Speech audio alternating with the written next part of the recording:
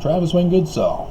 In 1981, the church published, just in time for seminary that year, which was my first year of seminary, as I was going to turn 12 that school term,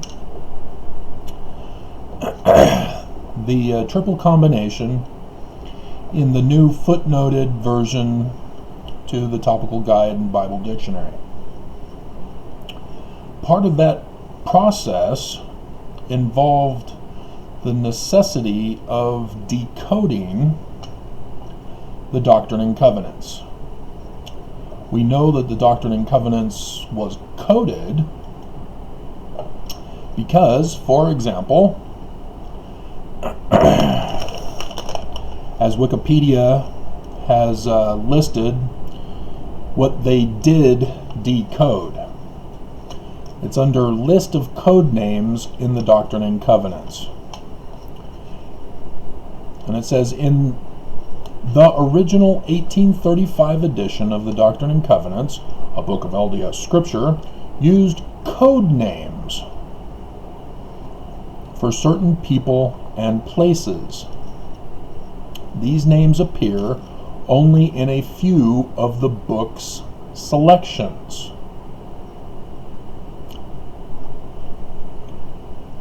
Mainly those dealing with the United Order. It is believed that their purpose was to avoid the use of these sections in lawsuits by opponents of the church. Could be, since giving the real names might have provided evidence that the United Order was legally a company. Then why would, Okay, I guess you can't sue a unlegal, with its members financially liable for each other and the whole order. The 1981 LDS edition replaced these with the real names. The Community of Christ edition still uses the code names. So I have a few who are from the Community of Christ who pay attention to my history. It's unclear as to whether they'll be watching these videos, but hi guys, hope you're doing well. And so, code names for people. Ahashda was Newell K. Whitney. Alam, Edward Partridge. Banimi, originally Lyman White, reinterpreted by Orson Pratt as Mine Elders in 1876. Perhaps corrupt could be corrupt Hebrew for my sons, also claimed as a title by Charles B. Thompson. If you don't know, don't put it in. Barak Isle. Joseph Smith. Possibly Hebrew. Could be. No. If you don't know, don't put it in. Enoch. Joseph Smith. Gazilim. Joseph Smith. Gazilem. As CF. Not sure what CF stands for. Also spelled or something like that.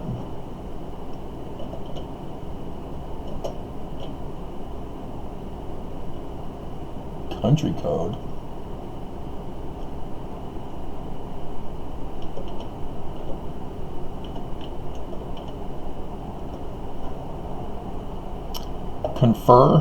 Conferator,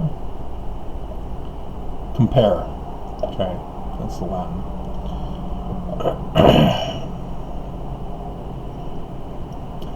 And the reason why they have Gazilim is because Gazilim is in the Book of Mormon, and apparently the vowel was changed to AM instead of EM with the Doctrine and Covenants passages referring to Joseph Smith. Gazilim has to do with being a glass looker or a stone gazer. Hurrah, John Whitmer. Mahalalel, Algernon Sidney Gilbert. Mehemson, Martin Harris. Oliha, Oliver Cowdery. And it says C. Iha. I believe Oliah was also in the Book of Abraham.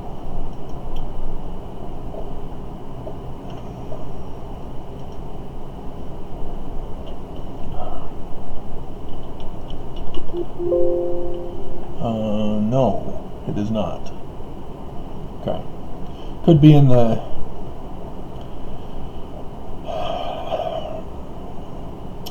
I'm wondering if it could be in the explanations to the facsimiles, which could explain why it doesn't come up here, but I thought that this was in connection with that, but oh well.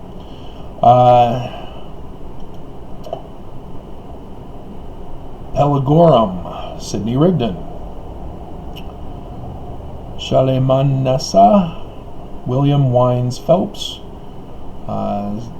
Compare with Shalmaneser and Manasseh.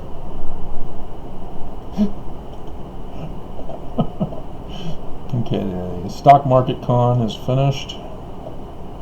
Let me save this or publish it. Alrighty. Okie dokie. We can go back to the beginning.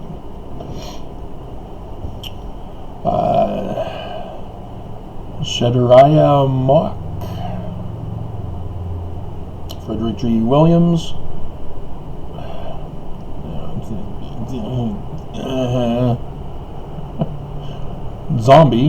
Zombre, John Johnson.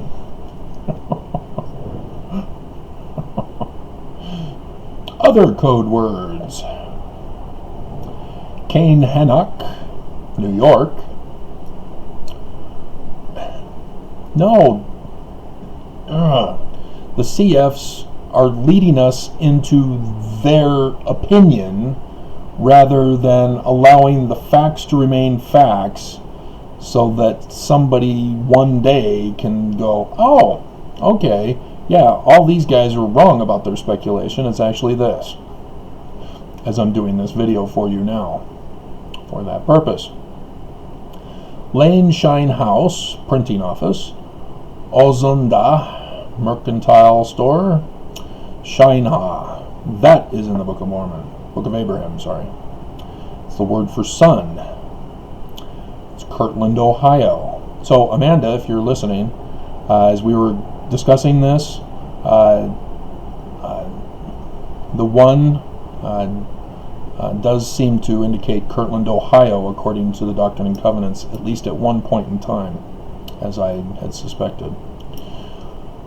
Shiny La, to print. Shiny Lane is in my printing. Shul, and it's the link has been taken away.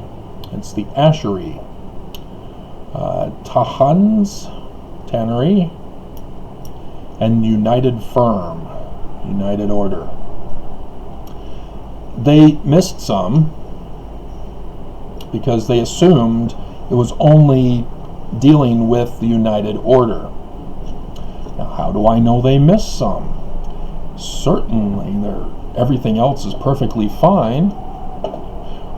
You don't know what you're talking about, Travis. Well, let's go right into section 1, which was later written, but then made the preface. And we'll go to verse 16.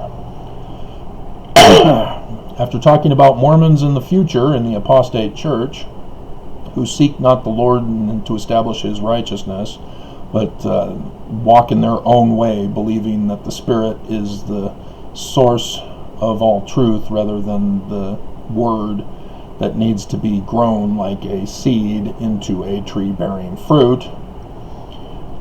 He says that such Mormons shall perish in Babylon, even Babylon the Great, which shall fall. Babylon already fell a long time ago. Remember the whole Persian thing? Yeah, the Persians conquered Babylon. Babylon fell. And then Cyrus came out and said, oh, okay, Jews, you can go back to Jerusalem and build your temple. Rebuild your temple. So yeah, Babylon fell a long time ago. This is a code word. What is the actual place? Because Babylon is a place. Unless you're speaking of a language, but I don't see an indication of language here. And so it's clearly a place, not a person or a thing. So this is where it helps to know a little bit about Mormonism. There's a hymn in Mormonism called Ye Elders of Israel. I've been using that clip on numerous occasions. O Babylon, we bid thee farewell. We're going to the mountains of Ephraim to dwell. There's another code in that hymn. The mountains of Ephraim are the mountains here in the Salt Lake Valley on either end. And it was written by, probably should have had it up on the screen for you. I don't think I need this Wikipedia page information. Ye Elders of Israel. No, I don't want to go to YouTube. Church of Jesucristos de los Santos de los Últimos Días.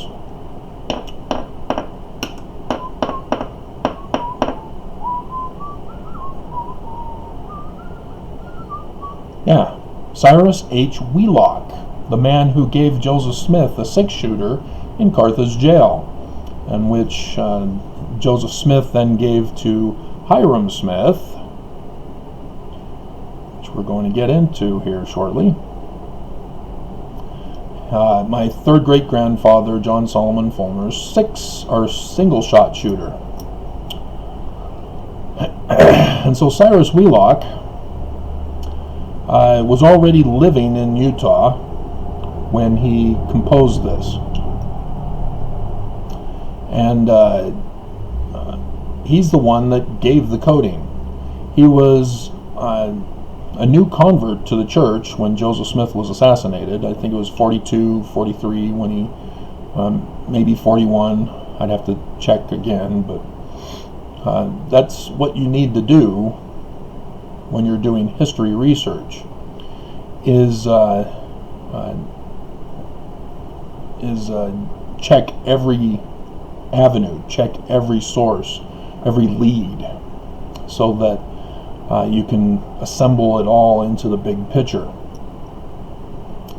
But he was already here in Utah and came up with this composition as a result.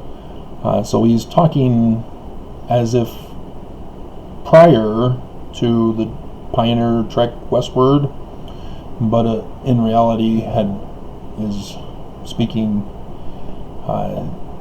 in the past. It's a poetic thing. So the mountains of Ephraim were understood by Cyrus Wheelock, brand new convert to the church, and he already understands coding as he understood it from the Mormon church. And so mountains of Ephraim here in Utah, and then Babylon, America. Now America did not have possession of Salt Lake Valley. This was Mexico territory in 1847.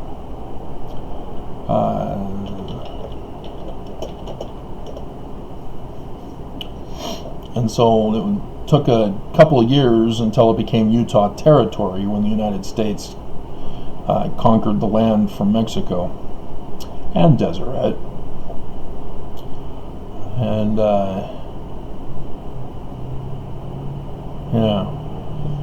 and so interesting thing about America being considered Babylon is that the Statue of Liberty designated? No, I want designed. Who's the artist?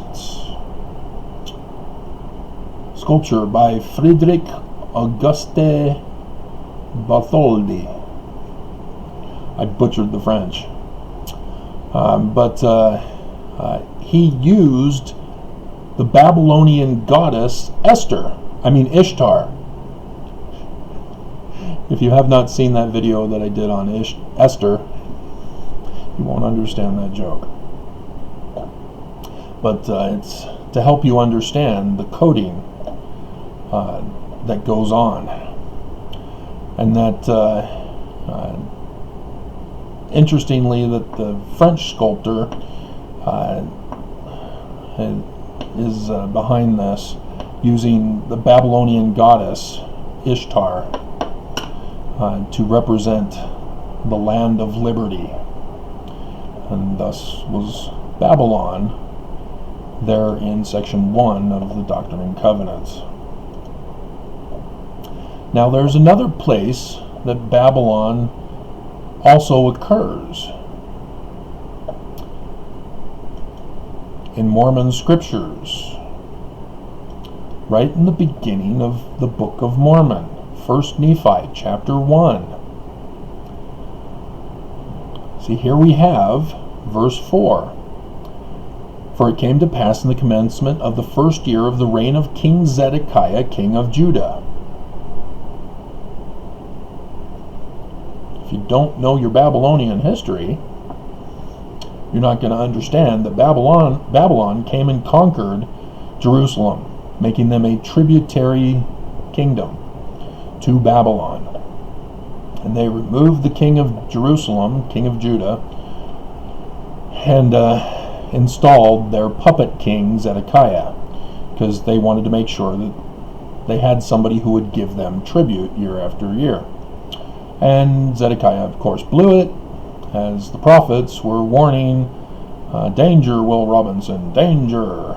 And so Lehi talks about how he sees the sign of the Son of Man in that first year of the reign of the puppet king of Babylon, and then is given a book. And in that book he read concerning Jerusalem, that it should be destroyed, and the inhabitants thereof, many should perish by the sword, and many should be carried away captive into Babylon. And nobody has ever thought that the Book of Mormon is encoded. Not even ExMormons and critics, such as church historian critics. They are quick to point out plagiarism. They're quick to point out the inaccuracies of all scientific fields.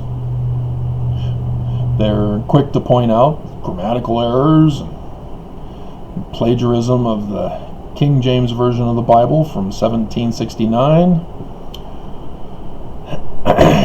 But nobody goes further to seek an understanding of what really is going on here. Everybody just assumes, oh, plagiarism, it's fraud. Well, why is it a fraud? What are they doing? What's their purpose? Why are they plagiarizing these particular passages and putting them in that particular place? Nobody thinks about that. And as you see here in the beginning, as we know, Babylon is coded in the Doctrine and Covenants in section 1, for America, here we have Jerusalem captive into Babylon, using history for a book that is fake. It's a fraudulent book because it's not real. It's not a real history of the indigenous people of America, of ancient America. It has no historical accuracy and no scientific accuracy, linguistically, agriculturally, the animal version, husbandry, different coinage, all of that. None of it is accurate. It is accurate for the geographical location, which the Church of Jesus Christ of Latter-day Saints has now refused to give a definitive location, because it's right there in western New York by Michigan, just as Solomon Spaulding wrote it. But yeah, nobody digs deeper to connect all the pieces together. So let's go over an LDS Church history example that everybody misses. So we all know that Joseph, his father was named Joseph also. His mother is Lucy Mack. And his brother, one of his brothers, was named Hiram. And the spelling that we know Hiram to be is Hyrum. And that's how it's always been. That's how we've always known it to be. And why should it change? Why would it be different? Etc. Joseph Smith, time in jail. It should pop up the Joseph Smith in the criminal justice system, Wikipedia. Alrighty. I hate it that they're highlighting now. Alright, so we want to go, I think it was in 38.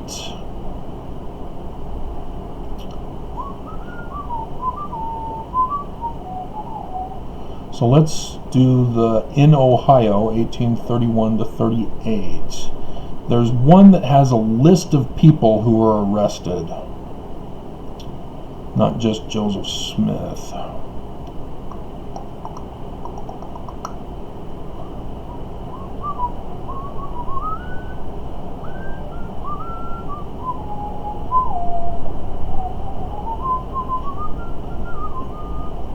I'm going to deal with the program here in a minute, or 8 minutes.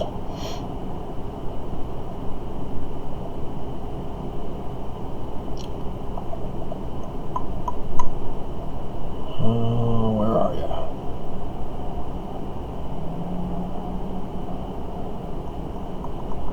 See, the problem that I'm going to be talking about is that they don't link this person, so I don't see it sticking out as a blue color. And so I've actually got to read the black text over a white background. There it is. Yep. It's under Missouri treason case, November 1838 to 39. After the surrender of Mormon forces on November 2nd, 1838, Smith was surrendered to authorities, arrested and imprisoned in the jail at Liberty, Missouri. On November 12, 1838, Judge King found probable cause to believe that Joseph Smith, Joseph Smith Jr., Lyman White, Hiram Smith, not linked.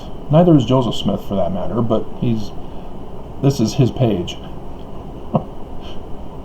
But Lyman White isn't linked also. But Hiram Smith, you'd think that would be, because I'm using the phonetics for you. Oh, you go, oh, that's Hiram Smith. Oh, okay. It's spelled Hiram.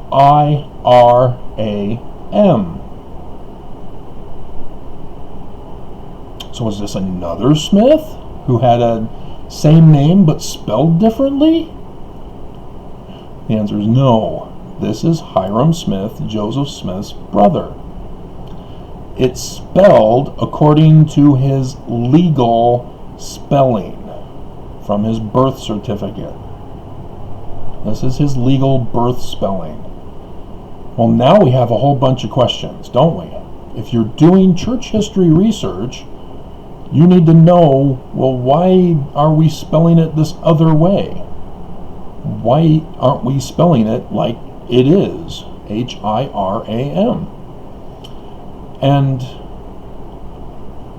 And the answer, as I'm able to tell you by already knowing the answer, is that it does indeed have to do with Freemasonry. But Hyrum Smith was born in 1800.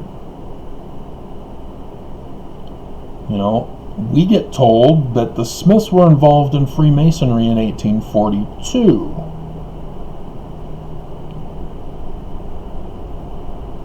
But Joseph Smith Sr. was involved as far back as 1800. He had just gotten married not too long ago. Moved to Vermont with his new wife. Already had Alvin, who was the oldest, and then had Hyrum in 1800. See, this is where you need to take special care to make sure everything is documented when you're taking the notes for your church history research. You can't just brush it off and say, spelling error, or some other causal thing that can dismiss the truth behind this. There is a reason for this. I already know the reason, but we're due to end this video soon. So yes, you're going to need to study Freemasonry now. And that's going to lead you to a whole bunch of other stuff, a whole bunch of other branches, but I can guarantee you they're all going to grow back into the ground, into the roots, and circle back into the trunk. Because they were Yorkites. The Smiths were Yorkites. And Knights Templar is the highest rank in the Yorkites. And I forgot to put that in my stock market con video. But I wouldn't be surprised at all as if they expand the stock market up to 33,000. Why 33? Oh, is that the Knights Templar rank? No. It's the Scottish Rites highest honorary ranking. It's, for your information, it's the year 3,333 from the Jewish date for the Exodus of Moses.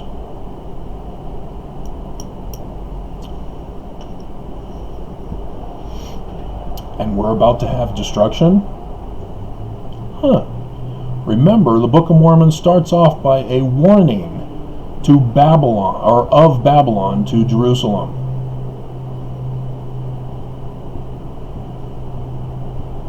America was considered the New Jerusalem by the Knights Templar. Babylon, in section 1, is America. What happened in that 2016 election again? Because that 2017 year was the first year of the sign of the Son of Man that John the Revelator talks of. Matthew screws up, but does talk about it. Tries to claim it as an actual live birth rather than a sign in the heaven. And then Isaiah clearly says a sign in the heaven, but Matthew takes it out when quoting him and doesn't reference Isaiah as the prophet. And then likewise Lehi. sees that same sign in the heavens.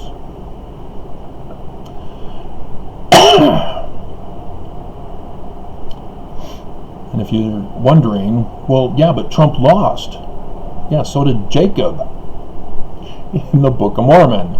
Jacob, the son of Lehi? No, not the mystic Thai Jacob. The Kingman Jacob of the Gadian band. Okay, let's take care of this. Alright, then we'll come back. Come back to me. Come back to me.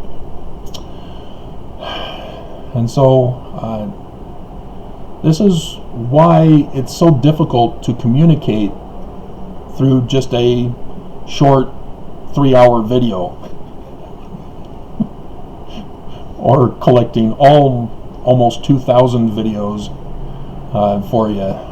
I still have much more to talk about, to expose and explain and warn and all that, but I'm done what I can. If I had known from the beginning what I know now, yes, I would have designed YouTube differently. But c'est la vie, mon chéri. And so these are the things that you need to look for, because when you understand that the Knights Templar were also the Friday of 13th, as they were hunted down. Well, they were hunted down by the Pope because they were involved in Egyptian records, treasure plates, that the Pope thought that they were spending too much time with the worship of Egyptian deities, such as Amen. And Adamant Amen. That's why I used that clip in a number of my videos. And so that's why Knights Templar believed that America was the New Jerusalem. It's because they bought the land. The Kensington Stone was the sale of purchase. And in southern Illinois, where those 2 solar eclipses cross over in America. Wonder if there's a coincidence. Yes, it meant to be X marks the spot. Unfortunately, there's this other group of the 33rd degree that are now going to use it to destroy America and start their new world order. Both wanting to establish Zion in America, but the one wanting the real Zion with the real mortal king, and the other with the kingdom of Lucifer, King Set. If you've been paying attention to other videos talking about Egyptian stuff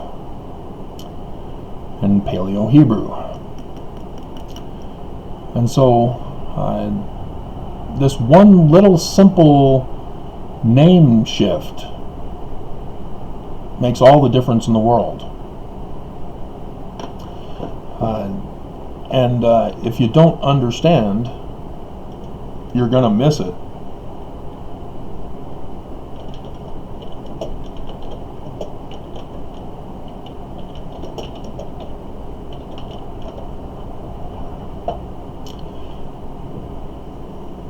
Hiram as a baby name.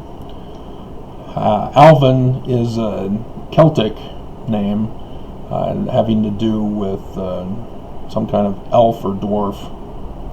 Alvin. But Hiram, you can see that Joseph Smith Sr.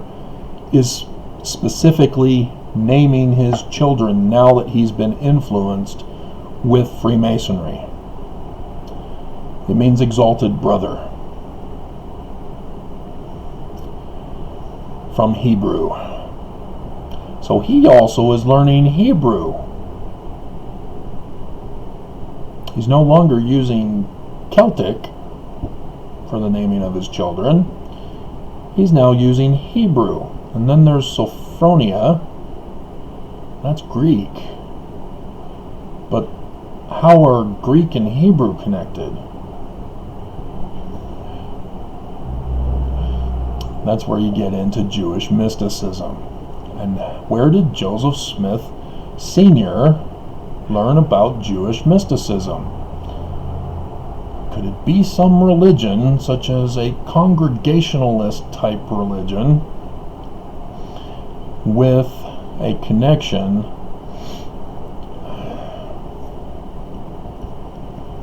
to his Holiness to the Lord parchment, which D. Michael Quinn incorrectly assumes it's magic, the magic world view. It has to do with Jewish mysticism. So then you go into your Book of Mormon. Oh, there's one that everybody missed on the plagiarism list. As a Mormon, Joe Samson is the one who we have to give credit to for exposing it in his book written by the finger of God. Yeah, that's where Sophronia and Hiram get tied together, is under Jewish mysticism with Freemasonry.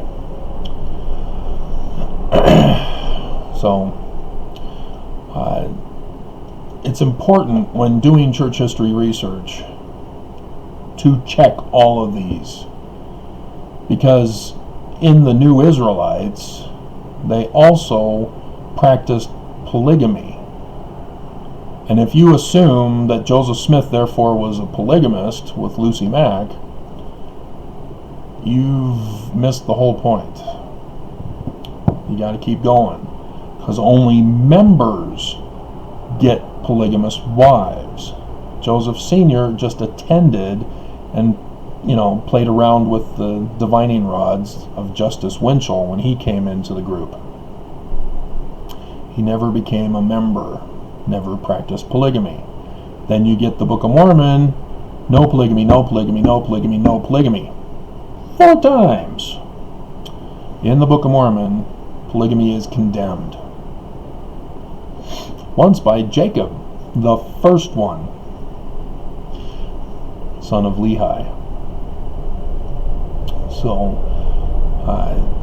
this is why I'm warning you, is because I did my research on LDS Church history, and this is what I found. That there are codings in the Book of Mormon as well. So, yeah, they don't want to think about that, because the Book of Mormon is a true history of the indigenous people, therefore it can't be a code. Yeah, well, it's not a true history. All scientific fields testify it's not a real history. It's not even a translation attempt by looking at rocks in a hat. Joseph had nothing to do with any of the publishing of the Book of Mormon. His job was to distract Martin Harris, who was the money man. That was it. That was all. And Joseph blew it. So now you can go back into section 3 and section 10 and pay close attention, because there's still some coded names, specifically the Lord.